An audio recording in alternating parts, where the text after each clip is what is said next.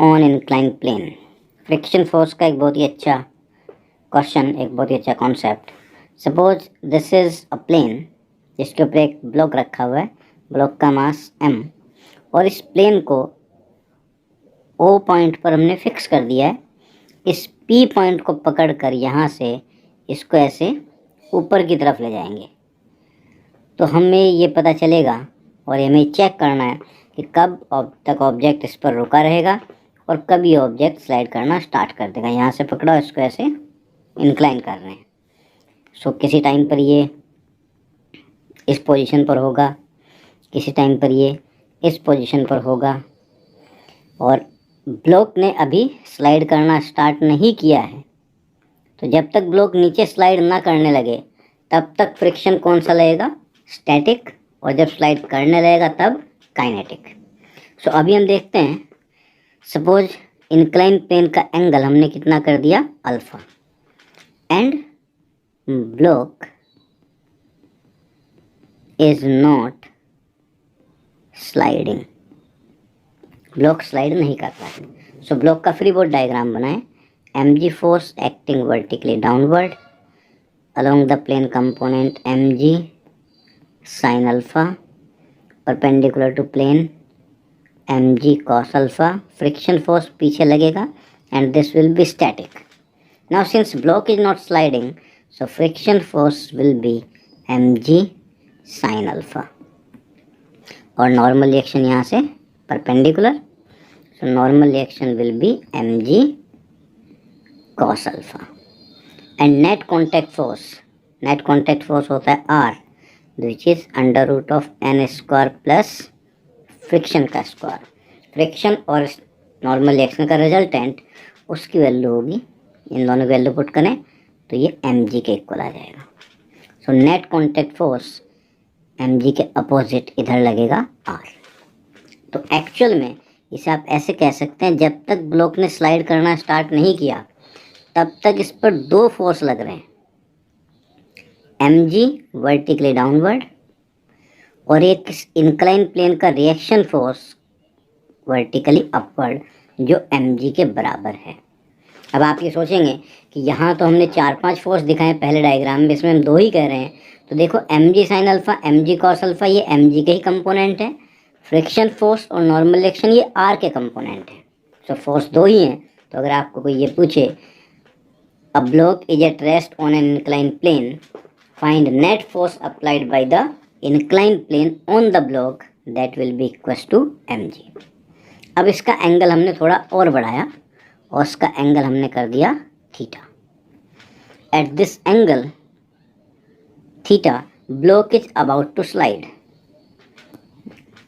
जब angle theta हो गया तो ब्लॉक स्लाइड करने वाला है। अगर ब्लॉक स्लाइड करने वाला है तो अब क्या होगा? थीटा एंगल पर mg यहाँ लगेगा downward, down the plane mg cos theta, mg sin theta, perpendicular to plane mg cos theta and a normal reaction n। Friction force अभी भी स्टैटिक होगा, लेकिन वो स्टैटिक फ्रिक्शन फोर्स मैक्सिमम हो चुका होगा, जिसको हम कहते हैं limiting friction. So this limiting friction F maximum will be mu s mg cos theta, and that is equals to mg sin theta.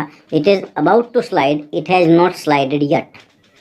So tan theta will be equals to mu s.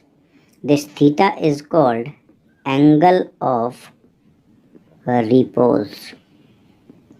Angle of repose means the angle of inclined plane at which block is about to slide, and this angle of repose is equals to angle of friction. Angle of friction की value यही होती है। किसी question में अगर एक ही mu given है तो वहाँ पर म्यू एस और म्यू के इक्वल हो जाएंगे, तो वहाँ टेन थीटा म्यू के बराबर होगा। अगर म्यू एस और म्यू के अलग अलग गिवन है then tan theta will be equals to mu s. Now इसका एंगल हमने थोड़ा और इंक्रीज किया। सो अगर एंगल और इंक्रीज कर दिया गया, उसको लेट्स से थीटा डैश कर दिया, now block will be sliding down the plane due to increase in mg sin theta dash. Friction force will be kinetic Fk, mg vertically downward था, perpendicular to plane mg cos theta dash, normal reaction n। अब क्योंकि friction force kinetic लग रहा है, kinetic जब भी लगता है मैक्सिमम ही लगता है जिसकी वैल्यू होती है म्यू के mg cos थीटा डैश, mu k into n। So it will be moving downward and we will apply F net equals to ma, Newton second law, and this will be mg sin theta dash minus mu के mg cos theta dash.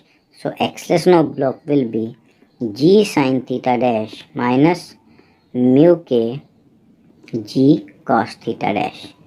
इसको हम direct apply कर सकते हैं किसी भी question में acceleration calculate करने के लिए। और अब जो रिएक्शन फोर्स होगा R, that will be equals to under root n square plus f square, and that is under root n square plus mu k n का होल स्क्वायर। काइनेटिक फ्रिक्शन था, so R will be equals to n under root 1 plus mu k square, and this will be equals to mg cos theta under root 1 plus mu k square. जब तक block rest में है, जब तक रुका हुआ है, जब तक एंगल ऑफ रिपोज के बराबर ना हो जाए, तब तक रिएक्शन फोर्स R की वैल्यू कितनी रहेगी mg, और उसका डायरेक्शन क्या रहेगा वर्टिकली अपवर्ड। लेकिन जैसे ही ब्लॉक चलना स्टार्ट करेगा, अब R की वैल्यू चेंज हो जाएगी, and that will be mg cos theta into 1 plus mu k square का अंडर रूट। अगर इन सब क्वांटिटीज़ का हम ग्राफ भी बना सकते हैं, कोई आपको कहे कि नॉर्मल रिएक्शन और थीटा का ग्राफ बनाएं, सो नॉर्मल रिएक्शन की वैल्यू कितनी है mg cos थीटा। जब थीटा की वैल्यू 0 होगी तो नॉर्मल रिएक्शन मैक्सिमम होगा, और कितना होगा mg। जैसे जैसे थीटा बढ़ाते जाएंगे नॉर्मल रिएक्शन कम होता जाएगा। किसी भी इंक्लाइन प्लेन का मैक्सिमम एंगल हम कहाँ तक बढ़ा सकते हैं 90 डिग्री तक, तो थीटा डिक्रीज होता जाएगा और 90 डिग्री पर जाकर नॉर्मल रिएक्शन 0 हो जाएगा, ब्लॉक कांटेक्ट छोड़ देगा। फ्रिक्शन फोर्स का ग्राफ अगर बनाना हो, friction versus theta, incline plane के एंगल को हम धीरे धीरे बढ़ाते जा रहे हैं, तो इस थीटा के बढ़ने के साथ साथ फ्रिक्शन किस तरीके से चेंज होगा। जब तक ब्लॉक स्लाइड करना स्टार्ट ना करे तब तक फ्रिक्शन कौन सा लेगा स्टैटिक, उसकी वैल्यू क्या होगी mg sin थीटा।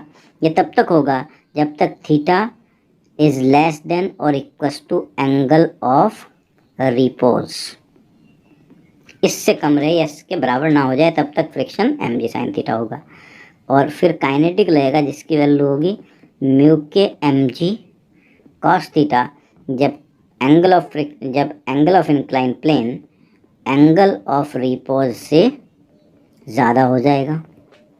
सो जब थीटा की वैल्यू 0 है तब स्टैटिक फ्रिक्शन होगा और उसकी वैल्यू भी 0 होगी, तो ग्राफ ओरिजिन से स्टार्ट होगा। थीटा के बढ़ने के साथ साथ ग्राफ साइन का ग्राफ बनेगा, ऐसे बढ़ता जाएगा साइन के फॉर्म में, जैसे साइन थीटा ग्राफ होता है, और ये यहाँ तक गया। इस टाइम पर फ्रिक्शन क्या हो गया लिमिटिंग, और ये एंगल को हम क्या कहेंगे angle of repose. This theta is angle of repose. जैसे एंगल इससे बड़ा करेंगे फ्रिक्शन काइनेटिक लगेगा, and you know kinetic friction की मैक्सिमम वैल्यू लिमिटिंग फ्रिक्शन से थोड़ी सी कम होती है, तो ग्राफ थोड़ा सा नीचे से स्टार्ट होगा यहाँ से, और फिर कॉस थीटा के बढ़ने के साथ साथ फ्रिक्शन कम होता जाएगा, 90 डिग्री पर जाकर ये वैल्यू फिर से 0 हो जाएगी, ये एंगल 90 डिग्री। और अगर हमें कांटेक्ट फोर्स का ग्राफ बनाना हो, theta versus contact force R, सो जब तक हमारा एंगल ऑफ रिपोज के बराबर ना हो जाए तो कांटेक्ट फोर्स कितना रहेगा mg। सो पहले कांटेक्ट फोर्स कांस्टेंट रहेगा जब तक ये एंगल ऑफ रिपोज के इक्वल ना हो जाए। उसके बाद इसकी वैल्यू डिक्रीज होगी और ये कितना बन जाएगा mg cos theta into 1 plus mu के का होल स्क्वायर। सो अब क्या होगा कि mg cos थीटा की तरीके से चेंज होगा ग्राफ, क्योंकि mg म्यू के तो सब कांस्टेंट है। So now it will decrease to 0, 90 degree पर जाकर ये 0 हो जाएगा। अब यहाँ पर ये ध्यान रखना, अगर क्वेश्चन में एक ही म्यू गिवन है तो म्यू एस और म्यू के दोनों बराबर माने जाएंगे, और फिर फ्रिक्शन वाले ग्राफ में ये जो हमने थोड़ा सा वेरिएशन किया था, थोड़ा सा गैप जो रखा था, ये गैप नहीं होगा, ये वहीं से स्टार्ट होगा, क्योंकि एक ही म्यू गिवन है तो म्यू एस और म्यू के की वैल्यू बराबर हो जाएगी। म्यू एस मतलब म्यू एस की maximum value. So this is how we analyze friction on an inclined plane. If you like this video, please comment and subscribe my channel, and also press the bell icon so that every time I upload a video you get a notification. Thank you.